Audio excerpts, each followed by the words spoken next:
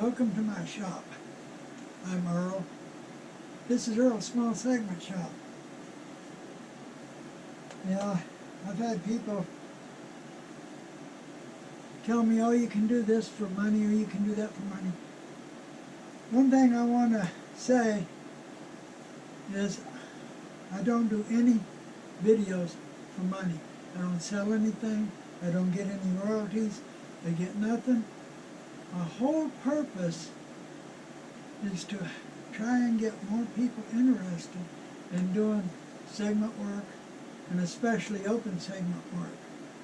So what I'm going to do today is start a new little series of videos, small videos. I hope to keep them small.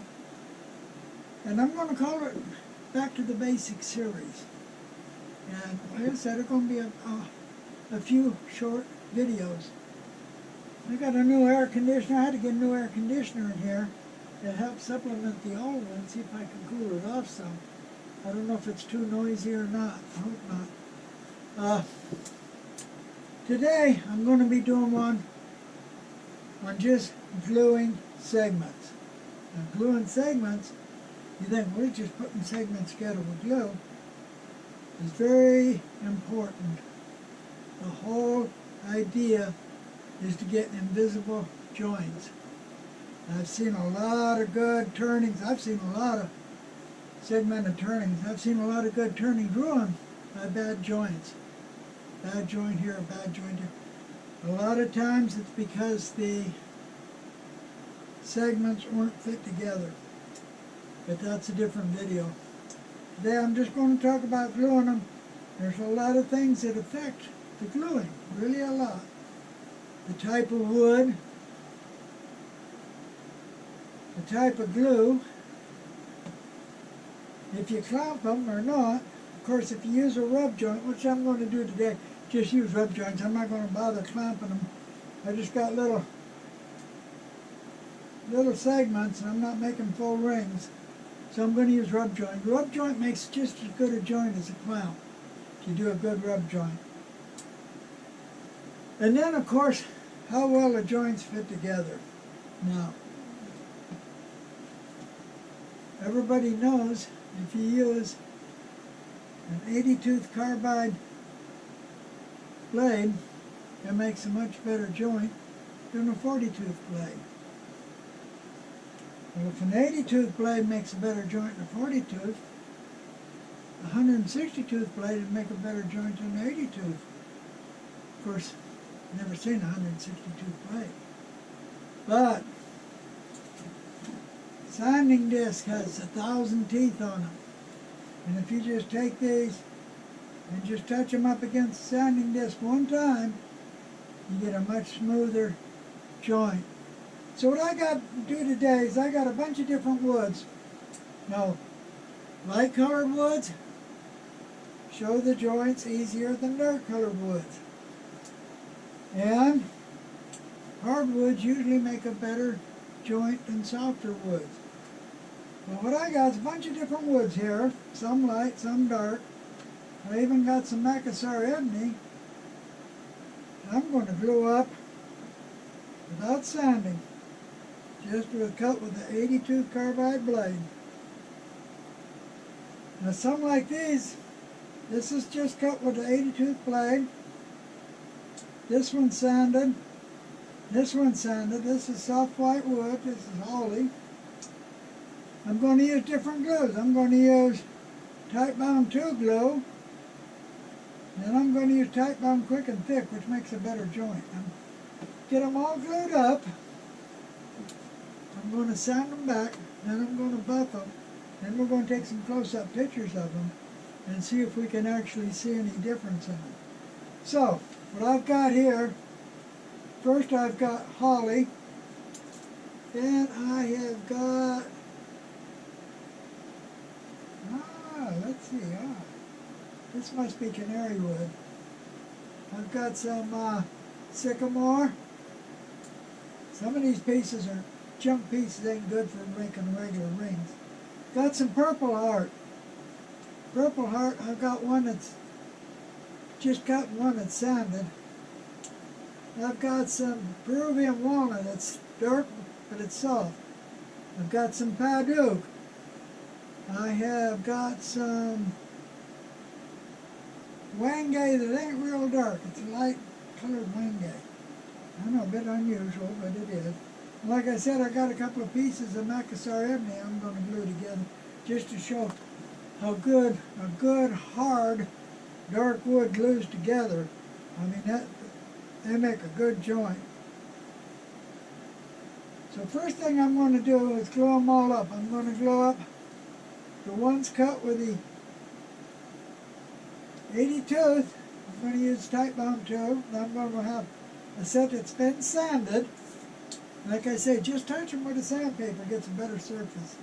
I'm going to use tight bound too. And then the second set that's been sanded, I'm going to use quick and thick, which dries clear. So I'm going to glue all of these up with a rub joint. Let them dry. I'm going to sand them, then I'm going to buff them, and then we're going to take some close-up pictures. Holly. This is off-colored holly, but it's still holly. I'm going to take tight bound tool. I'm going to glue up the ones that just been cut. The 80 tooth hasn't been sanded. Put a little glue on it. And then a rub joint. If you don't know what a rub joint is, you put glue on it, you smear it around, and you rub them together until they start to stick real good. When they start to stick real good, you line them up and leave them alone. 15 minutes later, you ain't going to take them apart. Now the second set, I sanded. Just touched them on the sander, get a better surface. Again, tight bound too. Come on, glue, give me some glue. There we go. Don't take much. Rub them together, get glue everywhere. Rub them back and forth till they stick. Just work them back and forth. Pretty soon they'll start sticking together. Line them up and leave them. And then the last set that's been sanded, I'm going to use quick and thick.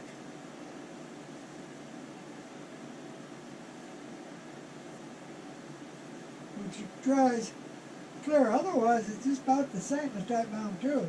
Same qualities. Now I'm going to make another good rub joint.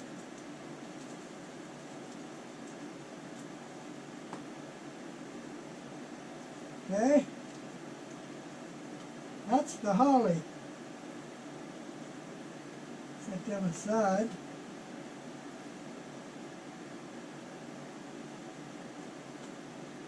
Okay, let's do the canary wood, same thing. One that's just been cut, hasn't been sanded. But I got a good 80 tooth blade and a good saw, makes a good cut. It's still not as fine as if it's sanded. Tight bound too, glue them together. Good rub joint.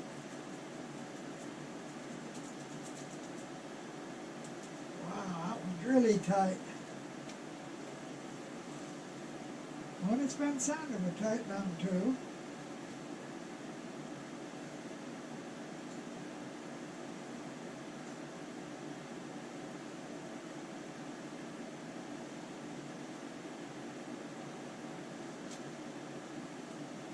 Yeah,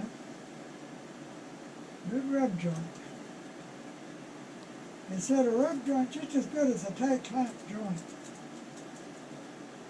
You gotta rub them really till they stick. And then the last two I'm going to use quick and thick, which again dries clear.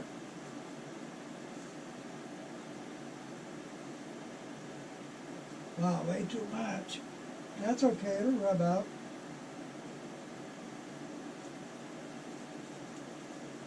Rub out everywhere. These are just a thin coating inside. Okay, I'm going to go ahead and glue up all the rest of them the same way.